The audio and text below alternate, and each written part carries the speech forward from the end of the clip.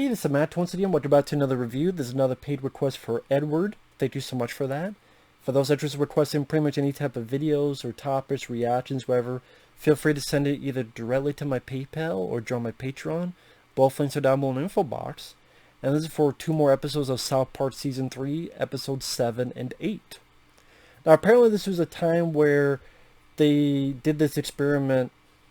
I don't want to call it experiment, but this idea where the characters are separated and it takes place in pretty much one night, and each person, they go through something different. So like Cartman in episode 7, this is what he went through that night. Episode 8, this is what Stan went through. I guess in the future, like another one where Kyle, what he went through that same night. Interesting idea, because like, episode 7 is just a Cartman episode. And you know what? This was interesting because episode 8 is more the Stan episode. This showcased who, if nothing else, who the real star of the show is. And it's Cartman. Because like the Cartman episode showed it could work without the other kids. Now granted, that's not what a lot of people would prefer, but if you just had stuff with Cartman, or Cartman as the true lead, it could work. And I thought episode 7 showcased that. Or Cartman is... This is 1999. This is when Wild Wild West came out with Will Smith. So Cartman is playing Wild Wild West. He's a rapper. He's a cowboy. And he must save Selma Hayek. Which is a goofy, fun idea. Cartman has his ability with his voice that he could be an asshole, but then he's also back to being a kid again. Like, but Mom, I'm playing Wild Wild West. And then the song that he sings, that's supposed to be Wild Wild West, but not really. Like, they struck gold with that Cartman character. And I think they themselves knew that too. And so this episode is this babysitter with braces who has a boyfriend who's 22 years old. She beats the shit out of Cartman. He's tired of it. He keeps getting these wedgies. He gets more tired of it. And he wants to get comeuppance upon her. Take a picture of her with her boyfriend or call his mom. You have this other subplot about Cartman's cat being in heat and wanting to rub himself over anything and everything. Or like rub herself, I should say. And she even like the cat even watches TV, and there's an actual wildlife footage of a lion fucking another lion. I didn't need to see that. I got the idea already. Parker and Stone, I already got the idea. I didn't need to see that. Some people might find it funny to me. I'm like, oh, brother, come on, really? Yeah, I did it. Shock value. Ah, this real cat's fucking. Because the anime cat wants to be fucked. Because she's a whore. And she's in heat. So that part of the episode I didn't care about. I really didn't. But the stuff with Cartman and the girl with braces, which I think that's Stan's sister? I think that's Stan's sister. You don't know? I said I'm not an expert on South Park. I never said I was.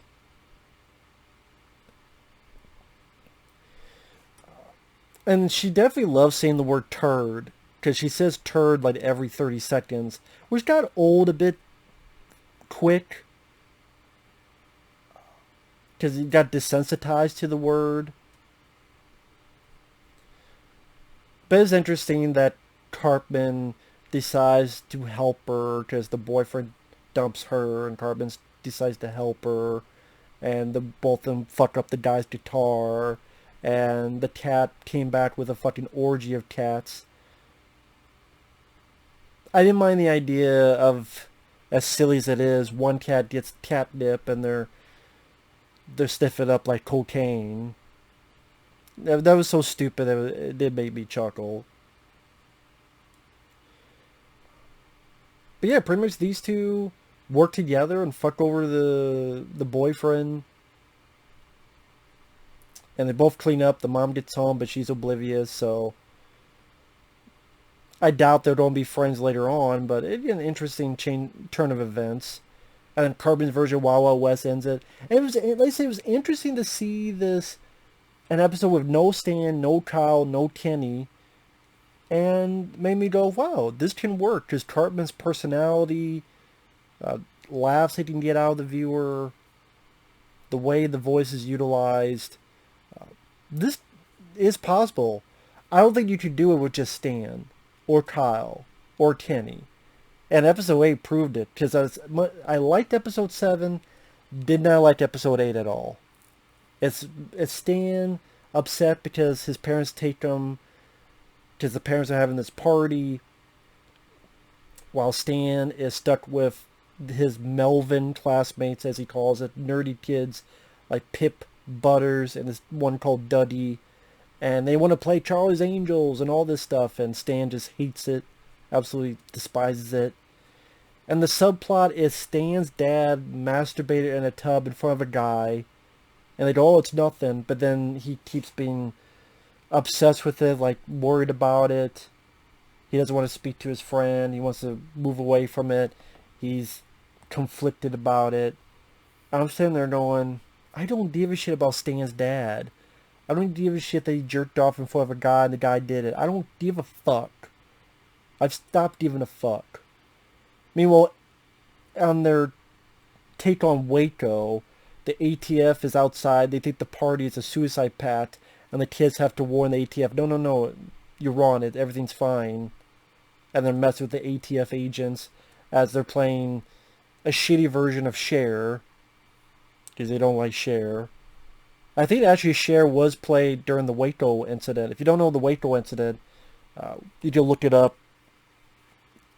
Sad, but interesting information. But one of the things is they played music. I think it was Cher when they played it as well. But it's not technically Cher, it's someone pretending to be Cher. And so Stan's dad regrets what he did, and then at one point he admits it, and the other people are like, oh, who cares? I did it too. And then everything's fine. The kids mess with the ATF. The party goes out fine. I didn't care about the other characters. I didn't care about Pip or Butters in this episode, and them wanting to play Charles Angels. Stan, by himself, I don't find an interesting character. He's interesting when he's messing with Kyle and they're fighting each other, or messing with Cartman. But as by himself, he's just not that interesting. Stan's dad, I don't give a shit about. There's nothing to his voice, his personality. There's just nothing to it. And I didn't even laugh at all. There's not one moment that even an accidental chuckle came out of my body.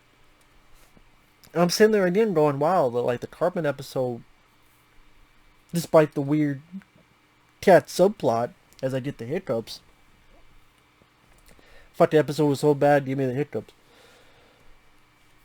To me, I got some fun entertainment value out of the episode 7. Episode 8 I thought was just,